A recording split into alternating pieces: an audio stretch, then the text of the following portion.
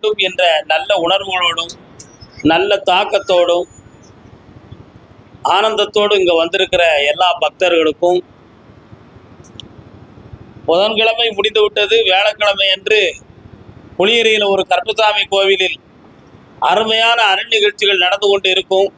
அதை யூடியூப்பில் பார்க்க வேண்டுமே என்று ஆவலோட ஒவ்வொருத்தரும் தன்னுடைய போனை தயார் செய்து கொண்டிருக்கிற உலகவாழ் பக்தர்களுக்கும் உங்கள் அனைவருடைய எல்லா எண்ணங்களும் நிறைவேறி நீங்கள் அனைவரும் என்னாலும் உயர்ந்த நோக்கத்தோடு வாழ்ந்து இந்த பூவுலகில் ஆனந்தமடைய வேண்டும் என்று சொல்லி உங்களுக்காக நான் பிரார்த்தனை செய்து கொள்கிறேன். உலகில் எல்லா பக்கமும் சக்தி நிறைந்திருக்கிறது. ஏன் ஒவ்வொரு மனிதனுக்குள்ள கூட ஒரு சக்தி இருக்கு. அது ஆங்கிலத்தில் மென் பவர்னு சொல்லுவாங்க. மென் பவர் 2 இடத்துல உபயோகப்படுத்தலாம். மனிதனை வேலைக்கு கூப்பிட்டாலும் அது மென் பவர் தான். ஒரு மனிதன் தனக்குள் இருக்கக்கூடிய ஆத்ம சக்தியை உணர்ந்தாலும் அதுக்கு பேர் மென் பவர் தான். ஆனா மிக உன்னதமானது உயர்ந்தது எது என்றால் ஆத்ம சக்தி. ஆத்ம சக்தியை பற்றி நமக்கு நிறைய தெரிந்து கொள்ள வேண்டும் என்று ஆன்மீகவாதிகள் காத்திருப்பார்கள். சராசரி பக்தர்கள் இதெல்லாம் எப்படி எப்படி என்று அதிசயமாக நினைத்து அதை சிந்தித்துக் கொண்டிருப்பார்கள். ஆனால் எல்லாவற்றிற்கும் காரணமாக இருப்பது ஆத்மசக்தி என்பதை உணர்ந்து கொள்ள வேண்டும். ஆத்மசக்தி இல்லாத இந்த உலகமே இல்லை. இந்த உலகத்துல மனிதனுக்கு மட்டும்தான் ஆன்மா இருக்குன்னு நினைச்சுக்கிறது மகா குற்றம். 8000 ஜீவஜந்துக்களுக்கும் கூட இந்த உலகத்துல உயிர்கள் இருக்கு, உயிர் சக்தி இருக்கு. தாவரங்களுக்கு கூட உயிர் இருக்கு, உணர்வு இருக்கு என்பதை சிந்தனையாளர் டார்வின் அவர்கள் நமக்கு விஞ்ஞானத்துல சொல்லியிருக்கிறார். தாவரங்களுக்கு உணர்வு இருக்கு, உயிரும் இருக்கு.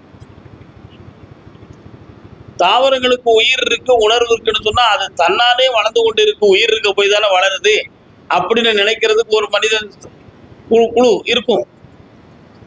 ஆனா மனிதனுடைய உணர்வை பகிர்ந்து கொள்ளக்கூடிய ஆற்றல் தாவரங்களுக்கு இருக்கா அப்படிங்கிறத ஆய்ந்து பார்த்தால்தான் அந்த விஞ்ஞானத்துக்கு முடிவே கிடைக்கும். மனிதனுடைய உணர்வுகளை பகிர்ந்து கொள்ளக்கூடிய ஆற்றல் தாவரங்களுக்கு இருக்கா? நிச்சயமா இருக்கு. அதுல எந்த சந்தேகமும் கிடையாது. எங்கெங்கு பார்க்கினும் சக்தியடா அவள் 7 கடலின் வண்ணமடா என்று பாரதியாருடைய பாட்டு. இந்த உலகத்துல எங்க பார்த்தாலும் சக்தி நிறைந்திருக்கு. அது இல்லாத இடமே இல்லை. அதான் நம்ம பக்தர்கள் ஞானிகள் சொன்னாங்க, பார்க்கும் இடமெல்லாம் நீக்கமர நிறைந்திருக்கும் பரம்பொருள். நீ எங்க பார்த்தாலும் அந்த சக்தி இருக்கு. இருட்டா? இருள் என்பது ஒரு ஆற்றல். அதை விளக்குவதற்கு வேற ஏதாவது சக்தி இருக்கா? இருளை வரக்கூடாதுன்னு உங்களால யாராவது நிறுத்த முடியுமா? முடியாது. அப்ப அது ஒரு ஆற்றல். இருள் விலகியதும் பகல் வந்தது. பகலை இரவாக்கக்கூடிய சக்தி யாருக்காவது இருந்துச்சா? இல்லை. அப்ப அது ஒரு அழிக்க முடியாத ஆற்றல். இது எல்லாமே இயற்கை இந்த உலகத்துல பகிர்ந்து கொள்ளக்கூடிய ஒரு மாபெரும் பேராற்றல். அந்த ஞானிகள் இருளை கூட உணர்ந்து பார்த்தான். இருள், இந்த கருமை, இந்த கருமையில எதுவுமே தெரியாது. ஆனா இதை உற்றுணர்ந்து பார்க்கணும். இந்த உற்றுணர்ந்து பார்க்கும் பொழுது நமக்கு என்ன புலப்படுகிறது, என்ன தெரிகிறது என்பதை நாம் காண வேண்டும் என்று சொல்லி தவஞானிகள் இருளை பார்த்தார்கள். அப்படி இருட்டை பார்க்க பார்க்க பார்க்க இருட்டுக்குள்ள மறைந்திருக்கின்ற பொருள் அந்த ஞானியின் கண்ணுக்கு தெரிந்தது. ஞானியின் கண்ணுக்கு இருட்டுக்குள்ள மறைந்திருந்த பொருள் கூட தெரிந்தது. என்ன காரணம்? அவனுடைய மனதை தன் விழிப்படலங்களுக்குள்ளே செலுத்தி அதில் ஆத்மசக்தியவும் செலுத்தி அவன் உற்றுணர்ந்து ஒரே நோக்கத்தோடு இருந்தவுடனே அந்த இருளில் கூட ஒரு ஒளி துலங்கி மறைந்த பொருள் தெரிந்தது. இந்த மறைந்த பொருள் தெரிந்ததும் ஒரு சக்தி தான். தெரியாமல் மறைத்து இருந்தது ஒரு இருள் சக்தி. தெரிந்தது அருள் சக்தி, மறைத்து வைத்திருந்தது இருள் சக்தி. இந்த ரெண்டுமே அதுக்குள்ள நிறைந்து இருக்கு. தாவரங்கள், ஒரு அருமையான ஒரு மரம் செடி, ஒரு தாவரம், ஒரு நொச்சி மூடு இருக்கு, அல்லது ஒரு தாவர இலை இருக்கு, ஒரு குத்து செடி இருக்கு. இந்த குத்து செடியை நீங்க ஒரு 2 நாள் தொடர்ந்து பார்த்து அதை தொட்டுக்கிட்டு போனீங்கன்னா அந்த இலைகள்லாம் வாடிக்கும். ஒரு இலையை ஒரு மனிதன் தொடர்ந்து 2 நாள் அப்படி தொட்டுட்டு போனோம்னா அந்த இலை வாடிடும். ஏன் நம்ம தொடர்றதுக்கு முன்னால வீரியமா இருந்துச்சு, தொட்ட பிறகு வாடியது ஏன்? நம்முடைய ஜீவகாந்த அதிர்வுகளை அது ஏற்று அதனால தாங்க முடியல. அதனால என்ன செஞ்சுது, அந்த இலை வாடிடுது. அதே இலையை தொடாம நீங்க நல்ல அற்புதமாக ஆனந்தமா முளைச்சிருக்கு, பசுமையா இருக்கு, விசாலமா இருக்கு, பார்க்கறதுக்கு நல்லா இருக்கு, இவைகளெல்லாம் நம்ம இறைவனினுடைய படைப்பு, இதுல என்ன மகத்துவம் இருக்கோ தெரியவில்லையே என்று சொல்லி அதை நீங்க நினைத்து அப்படி வணங்கி பாருங்க, அது செழித்து வளர்ந்துடும். அப்ப இருந்து புரிந்தது என்ன, நம்முடைய நல்ல உணர்வுகளை ஈர்க்கின்ற ஆற்றலும் இந்த தாவரத்துக்கு இருக்கு. நம்முடைய வெளி உணர்வுகளை எடுத்து தாங்கிக் கொள்ள முடியாத தளர்வான ஆற்றலும் இந்த தாவரங்களுக்கு இருக்கு. அப்ப எதுலையுமே ஒரு சக்தி இருக்கு. சக்தி இல்லாத இடமே இந்த உலகத்துல இல்ல. தாவரங்களுக்கே அப்படி என்றால் மனிதனுக்கு இருக்காதா? இருக்கும். அதைத்தான் கிருஷ்ணர் என்ன சொன்னார், மரணத்தை எண்ணி கலங்கிடும் விஜயா, மரணத்தின் தன்மை சொல்வேன், மானுடரான்மா மரணமை தாது மறுபடி பிறந்திருக்கும், மேனியை கொல்வாய் மேனியை கொல்வாய், வீரத்தில் அதுவும் ஒன்று, நீ விட்டு விட்டாலும் அவர்களின் மேனி வெந்துதான் நீராகும் ஓர் நாள்.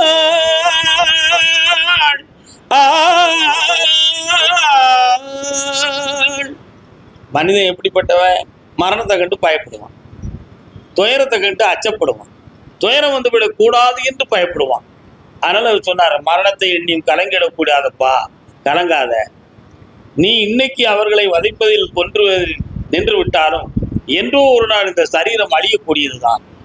அழியக்கூடிய சரீரத்தை காப்பதும், அதை காத்து அந்த சரீரம் இருக்கும் பொழுது இறைவனை நினைப்பதும், அப்பொழுதே நீ தர்மத்தை வளர்க்க பாடுபடுவதுமாக இருந்தால் உன்னுடைய ஆன்மாவும் உன் சரீரமும் இந்த பூமியிலே வணங்கத்தக்கதாக மாறும் என்பதைத்தான் அந்த வாசகத்தில் அருமையாக சொன்னார்.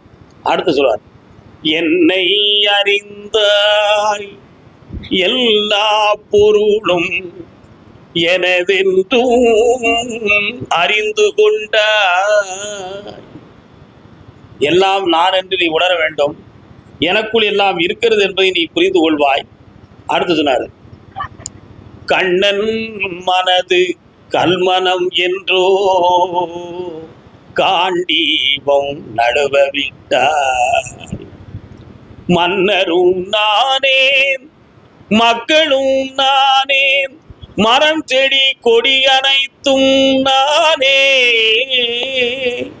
சொன்னவன் கண்ணன் சொல்பவன் கண்ணன், துணிந்து நில் தருமம் வாட. இந்த இடத்துல தான் சிந்திக்கணும். மன்னனாக இருக்கின்ற அரசனும் நானாத்தான் இருக்கேன், அங்கேயும் கடவுள் தான் இருக்கான் ஆன்மாவுக்குள்ள. மக்களாக இருக்கக்கூடிய ஆத்ம சக்தியிலையும் தெய்வமாக இருப்பவன் நான் தான். அடுத்து சொன்னார், இப்போ சொன்ன தாவரங்களை பற்றி, மரம் செடி கொடி அனைத்தும் நான் சொன்னார். ஒருத்தர் என்கிட்ட குருட்டுவாதம் பண்ணார், என்னையா உங்க கிருஷ்ணர் மரம்ங்கிறாரு, செடிங்கிறாரு, கொடிங்கிறாரு, எல்லாம் அவர் தானா அப்படின்னு ஒருத்தன் கிறுக்குத்தனமா ஒரு வார்த்தையை கேட்டான். அவன் கிறுக்குத்தனமா கேட்டான்னு சொல்றதை விட அவன் இந்த தெய்வீக வழிபாட்டுக்கு மாறுபட்ட கருத்தும் நடத்தையும் உடையவன் என்பதை புரிந்து கொள்ளலாம். அதுக்கு நான் அருமையான பதில் சொன்னேன். எத்தனையோ மூலிகைகள் மனிதனுடைய உயிரை காப்பாத்துது, அந்த காப்பாற்றுகிற ஆற்றல் இறைவன், அதைத்தான் அவர் உணர்த்தினார். எத்தனையோ மரங்கள் மனிதனுக்கு நிழல் வந்து வாழ வைத்துக் கொண்டு இருக்கிறது, அந்த நிழலினுடைய தன்மையை உனக்கு தெரியுமா? கொடுமையான வெயிலை தன் மேனியிலே தாங்கி குளுமையான நிழலை இந்த மனிதர்களுக்கு வழங்கி தன்னை தியாகம் செய்து கொண்டிருப்பதுதான் இந்த மரம். ஏன் அந்த மரமாக நான் இருந்தால் உனக்கு என்ன தவறா என்று கேட்டான். அதனால மன்னரும் நான், மக்களும் நான், மரம் செடி கொடி அனைத்தும் நான். இந்த உலகத்தில் இருக்கக்கூடிய பச்சை பசுமையான தாவரங்கள், பயிர், அதுல உணவளிக்கக்கூடிய சக்தி இருக்கு, அந்த உணவளிக்கும் சக்தியும் நான் தான். உயிரை காப்பாற்றுகின்ற மருத்துவம் இருக்கிறது, அந்த மருத்துவம் என்ற சக்தியும் நான் தான். ஆகையினால் நான் இல்லாத இடமில்லை, நான் எங்கும் இருக்கிறேன், எதிலும் இருக்கிறேன், எதிலும் வியாபித்து இருக்கிறேன் என்பதை உணர்த்தியதுதான் அந்த கீதையினுடைய தத்துவம். அடுத்து சொன்னார், பரித்ராணாய சாதுனாம் விநாசாய சதுஸ்கிருதாம் தர்ம சமஸ்தாபிபனார்த்தாய சம்பவாமி யுகே யுகே. உலகத்துல எப்பொழுது தர்மம் தளர்ந்து அதர்மம் தழைக்கிறதோ அப்பொழுது நான் இந்த உலகத்தில் அவதாரம் செய்து வருவேன். அப்படின்னா இந்த உலகத்தில் இப்போ தர்மம் நடந்துகிட்டு இருக்கா, உங்க கிறிஸ்தர் இன்னும் அவதாரமே செய்யவில்லை என்று ஒரு சிலர் கேள்வி கேட்பாங்க. அதுக்கு தான் அருமையான பதில் சொன்னார்கள் ஞானியர்கள். யாரெல்லாம் தர்மத்தை நாடி இந்த உலகத்தில் தவம் இருக்கிறார்களோ அவர்கள் அனைவரின் கிறிஸ்தனின் மறு அவதாரம் என்று சொன்னார்கள்.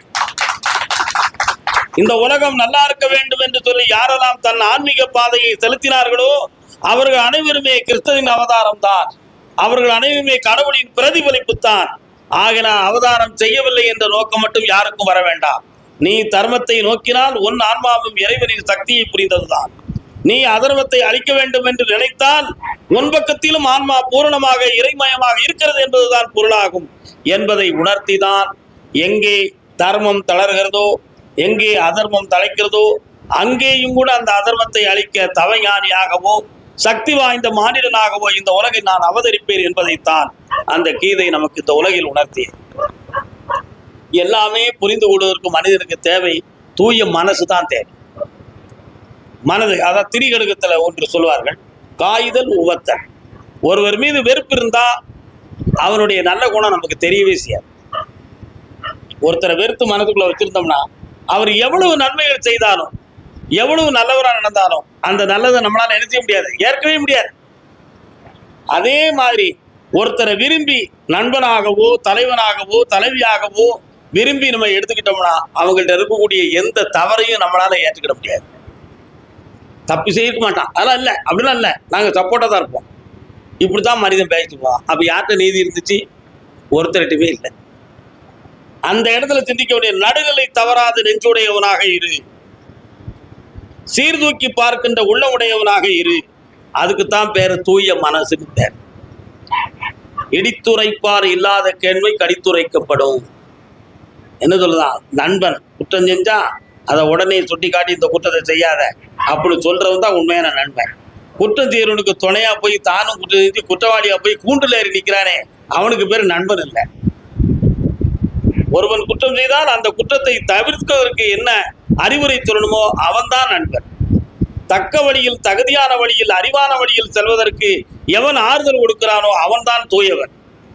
அப்படி உள்ள மனசுலதான் இறைவன் குடியிருக்கிறாங்கிறது அர்த்தம். அந்த இடத்துக்கு தான் உண்மை. அதனால எங்கேயுமே மனிதனுக்குன்னு ஒரு மனோ சக்தி இருக்கு, மனிதனுக்குன்னு ஒரு ஆத்ம சக்தி இருக்கு, மனிதனுக்குன்னு ஒரு உணர்ச்சி சக்தி இருக்கு. 5 பிரிவாக நம்ம உள்ளத்துக்குள்ளே நம்ம உடலுக்குள்ளே நம்ம வாழ்ந்துகிட்டு இருக்கோம். மனம், அறிவு, உணர்வு, உடல், உயிர். இந்த 5 சேர்ந்தா தான் மனுஷன். இந்த 5 இல்லைன்னா மனிதனே கிடையாது. அவனால இந்த ஒன்று கூட தனித்து இயங்காது. இந்த அன்று இருந்தா தான் இந்த உலகத்தை இயக்க முடியும். இவை அனைத்தும் புலன்பொறிகளுக்குள்ள மயக்கமாகி இருக்கின்ற ஒரு காரணத்தினால மனிதனுக்கு ஒரு புலன்ல தோன்றக்கூடிய உணர்ச்சி ரொம்ப ஆயிடுதுன்னா தப்பான பாதைக்கு போவான். இன்னொரு புலனுடைய உணர்ச்சி தெளிவா இருந்தா அறிவான பாதைக்கு போவான். இன்னொரு புலனுடைய உணர்வுல அதிகம் இருந்துட்டா ஞானமான பாதைக்கு போவான். இந்த 5 புலன் 5 பொறிகளும் வெவ்வேறு திசையில் இருக்கிறது. அதைத்தான் அருமையா திருமூலர் சொன்னார். கள்ள புலனைந்தும் காடாமணி விளக்கு. புலன்களை என்ன சொன்னாரு? கள்ளத்தனமான புலன்னு சொன்னாரு. நல்ல புலன்கள் அவர் சொல்லல. உள்ளம் பெருங்கோயில் உன் உடம்பாலயம் வள்ளல் வீரானுக்கு வாய்கோபுர வாசல் தெள்ள தெளிந்தவர்க்கு சிவன் சிவலிங்கம் கள்ள புலனைந்தும் காடா மணி விளக்கு. எல்லாத்தையும் சொல்லிட்டாரு. உள்ளத்தை பெரிசா கோயிலா சொல்லிட்டாரு, வாயை கோபுரமா சொல்லிட்டாரு, தன்னுடைய உள்ளத்தை கோயிலா சொல்லிட்டாரு, ஆன்மாவை தெய்வமா சொல்லிட்டாரு. அத்தனையும் சொல்லிட்டு உங்ககிட்ட இருக்கக்கூடிய இந்த 5 புலன்கள் இருக்கு, அது மட்டும் ரொம்ப அசிங்கத்தனமானதுடா, அது மட்டும் கள்ள புலன்கள்னு சொன்னார். ஏன் சொன்னார் தெரியுமா உங்களுக்கு? நீங்க இங்க இருந்து தியானம் இருந்துகிட்டு இருப்பீங்க லட்சியத்தோட, முருகா முருகான்னு உள்ள சொல்லும். இன்னொரு மனது திடீர்னு நாளைக்கு பிரியாணி சாப்பிட்டா நல்லா இருக்கும் அப்படின்னு நினைக்கும். முருகா முருகான்னு சொல்லுவான். கடன்காரன் வந்து வாசல் நிற்பான், அவனுக்கு என்னடா பண்றதுன்னு இன்னொரு புலன் சொல்லுவான். ஆக மனசு ஒரு பக்கத்துல போய்கிட்டு இருக்கும். இந்த 5 புலனும் எது செய்யும்? ஒவ்வொரு திசையில நமக்கு கள்ளத்தனமான இடத்துல நம்ம மனத்தை இழுத்துக்கிட்டு போகும். அதனாலதான் ஞானி அந்த மனதை, அந்த புலனை சொன்னாரு, இது கள்ள புலன். ஆனா அடுத்து சொல்றாரு பாரு, இந்த கள்ள புலனைந்தும் காணாத மணி விளக்கு. கள்ள புலன் என்பதற்காக அதை நீ கண்டுக்கிடாம விட்டுறாதடா. மாது பொதிந்து கிடக்கிற ஒரு மணியை நீ தொலைக்கி விட்டால் அது ஒளி வீசும். பித்தளையில மணி செஞ்சு வச்சிருப்போம், கருப்பா கிடக்கும், என்னமோ கிடக்குன்னு நினைப்போம். புளியில ஊற போட்டு நல்ல தொலைக்காச்சுன்னா பளபளன்னு மின்னும், அடிக்கும்போது கிணி கிணின்னு அடிக்கும். உண்மையா? அப்ப நீ அந்த கள்ளப்புலன்ல இருக்கக்கூடிய மாசு, அழுக்கு, அதை வச்சு நீ வெறுத்துறாத. அதை நீ தொலைக்கி விட்டால் அது ஒளிமயமாகும். அந்த மணி ஒளியானது மாதிரி இந்த புலன்ல இருக்கக்கூடிய அறியாமை, மாயை, காமம், சூடு, வாது, இந்த பொறாமை, இத்தனை துயர அலைகளும் அதுல மூடி கிடக்கே.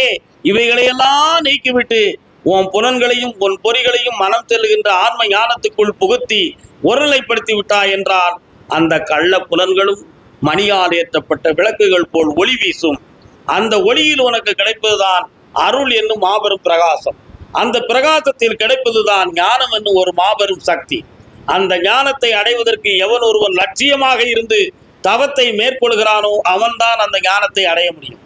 ஞானம் ஞானம் என்று சொல்லி அடைந்து கொண்டே இருந்தால் ஒன்றுமே தெரியாத பிரகாசம் தெரியும். ஆனா ஞானத்துக்குள்ளும் ஒரு சூட்சமம் இருக்கும்.